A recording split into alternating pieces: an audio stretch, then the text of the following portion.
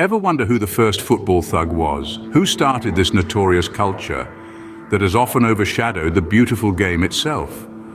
Buckle up, because we're about to embark on a journey into the gritty history of football hooliganism. In the late 19th century, English football matches were marred by a new breed of spectator, the football thug. These were not your average fans. They were violent, unruly, and passionate to a fault. Football was their religion, and they would fight tooth and nail in the name of their team. The first recorded instance of football hooliganism occurred in 1885 during a match between Preston North End and Aston Villa. The game had barely kicked off when a group of spectators stormed the field, causing chaos and forcing the game to be abandoned.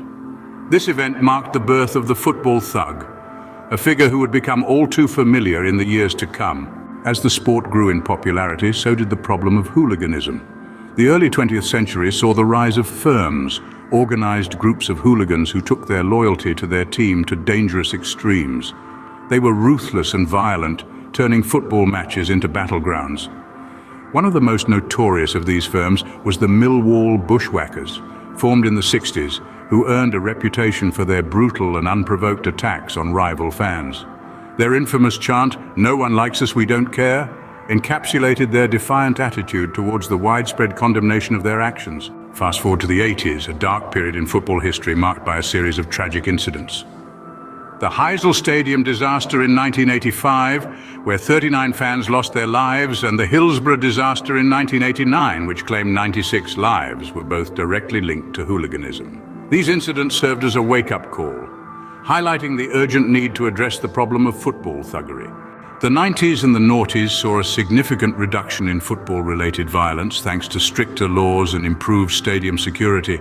However, the football thug remained, lurking in the shadows, a grim reminder of the darker side of the sport.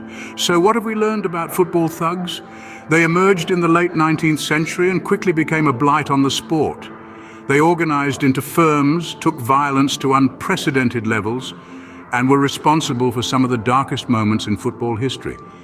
Despite attempts to curb their activities, they still exist today, a stain on the beautiful game.